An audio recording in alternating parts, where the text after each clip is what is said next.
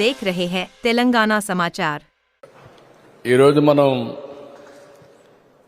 ఇది మంచి ప్రభుత్వం అనే పేరుతో క్యాంపెయిన్ స్టార్ట్ చేస్తున్నాం.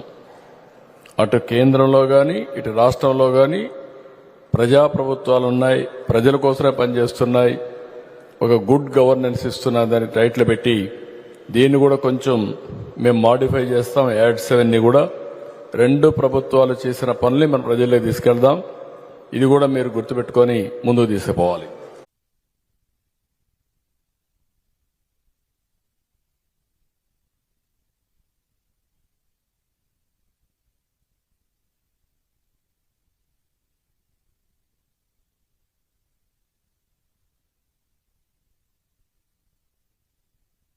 ఇన్ని సంవత్సరాలైనా ఆయన ఓపిక నన్ను ఆశ్చర్యపరుస్తుంది. అసలు ఆయన మనసు మైండ్ నిరంతరం పనిచేస్తూనే ఉంటుంది. ఇందాక మన క్యాబినెట్ మీటింగ్లో కూర్చున్నప్పుడు అసలు ఈయనకి ఓపిక ఎక్కడి నుంచి వస్తుంది అని అర్థం కాదు. విపరీతమైన ఓపిక, కాన్స్టెంట్గా బ్రెయిన్ తిరుగుతూనే ఉంటుంది, సొల్యూషన్స్ ఇస్తూనే ఉంటుంది.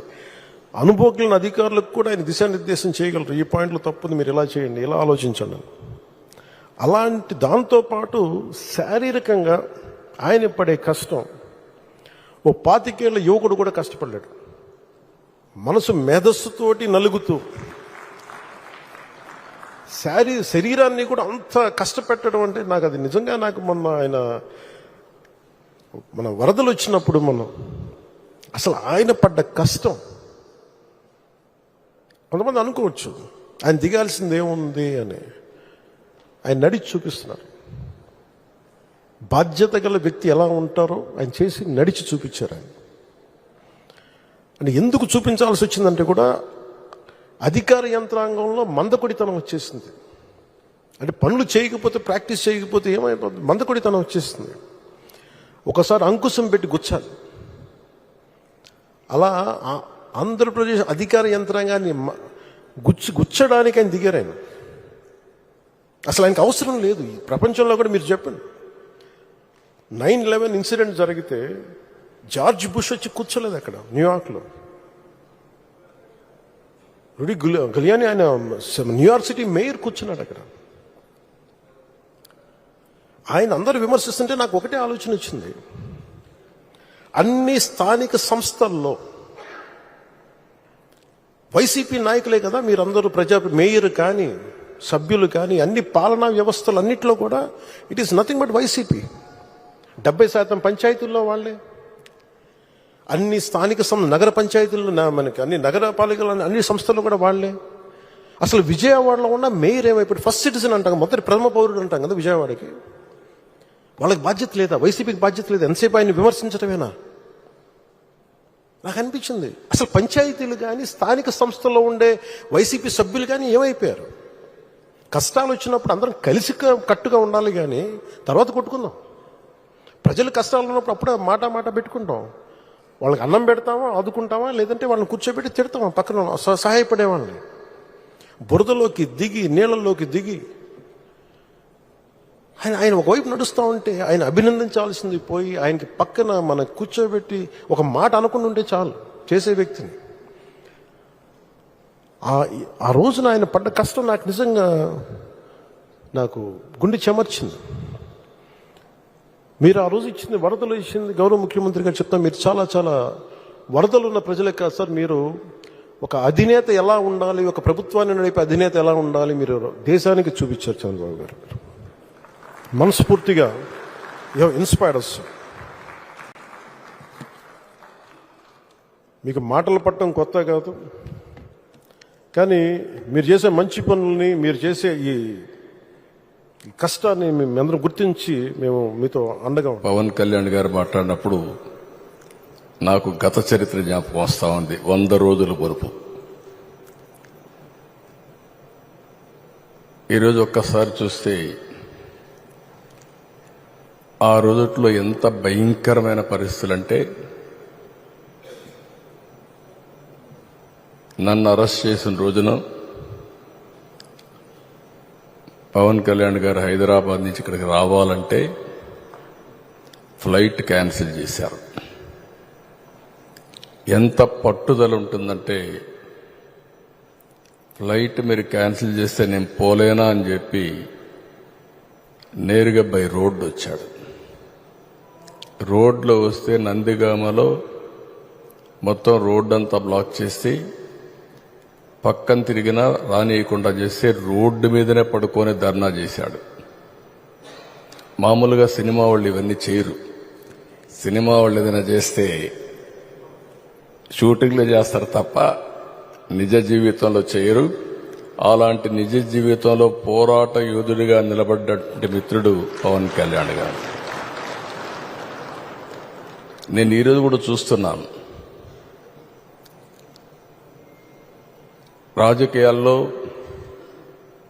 ఒక ఆశయం కోసం వచ్చాడు. 2014 నాకు బాగా జ్ఞాపకం. తెలుగుదేశం బీజేపీ పొత్తు పెట్టుకున్నాం. పొత్తు పెట్టుకున్న సందర్భంలో పోటీ చేయకుండా ఎన్డీఏ గెలవాలి, ఇప్పుడు నేను పోటీ చేస్తే ప్రభుత్వ వ్యతిరేక ఓటు చీలుతుంది కాబట్టి చీలకూడదని నిర్ణయం తీసుకుని ఆ రోజు పోటీ చేయకుండా అందరి అభ్యర్థుల కోసం పనిచేసిన వ్యక్తి పవన్ కళ్యాణ్ గారు. నేను ఎప్పుడూ మర్చిపోలేనది. నేను జైల్లో ఉన్నాను. జైలుకు వచ్చాడు. వచ్చినప్పుడు మాట్లాడాడు, చూశారు. అన్నీ ఆలోచించిన తర్వాత బయటెళ్ళి కష్టకాలంలో ఉన్నప్పుడు ఏమాత్రం కూడా ఆలోచించకుండా జనసేన తెలుగుదేశం పార్టీ 2 పార్టీలు కలిసి పోటీ చేస్తాయని చెప్పిన వ్యక్తి పవన్ కళ్యాణ్ గారు. అప్పటికి వాస్తవంగా ఆలోచిస్తే బీజేపీతో పొత్తులో ఉన్నారు. మళ్ళా అక్కడ ఒక మాట చెప్పాడు, నేను బీజేపీతో పొత్తుంది, వ్యతిరేక ఓటు చేయడానికి వీలు లేదు, కాబట్టి పొత్తు మాత్రం తెలుగుదేశంతో ఉంటుంది, బీజేపీని కూడా ఒప్పించి అలయన్స్ లేకి తెస్తామని చెప్పిన వ్యక్తి పవన్ కళ్యాణ్ గారు. క్రానలాజికల్ గా మనం చూస్తే ఒకటి తర్వాత ఒకటి మేమిద్దరం చూశాం, ఒకే ఆలోచన చేశాం. ప్రజలు గెలవాలి, రాష్ట్రాన్ని మళ్లీ పునర్నిర్మాణం చేయాలి, ఒకే ఆబ్జెక్టివ్.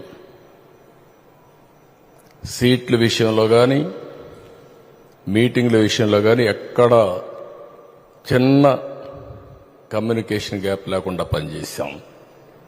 నేను ఈ సందర్భంగా బీజేపీ పార్టీని పురంధేశ్వరి గారు కూడా మనస్ఫూర్తిగా అభినందిస్తున్నా. ఎందుకంటే వారు కూడా ఈ అలయన్స్ రావడానికి ప్రధానంగా కృషి చేశారు. వేరే వాళ్ళు పార్టీ అధ్యక్షులుగా ఉంటే ఏమయ్యేదో నాకు తెలియదు, కానీ వారు కూడా ఏ విధంగా వర్కౌట్ చేయాలో వర్కౌట్ చేశారు. కేంద్ర నాయకత్వం కూడా ఈ విషయంలో మీరు గుర్తుపెట్టుకోవాలి. నేను పవన్ కళ్యాణ్ గారు ఒక అగ్రిమెంట్కి వచ్చాం. మేము ఇక్కడ ఒక ప్రెస్ కాన్ఫరెన్స్ పెట్టాం. పెట్టి ఎవరెవరు ఎన్ని సీట్లు పోటీ చేస్తాం చెప్పేశాం. కేంద్రం ఒకసారి మాట్లాడాలంటే కేంద్ర నాయకత్వం బీజేపీ, నేను ఆయన ఇద్దరం ఢిల్లీకి వెళ్ళాం.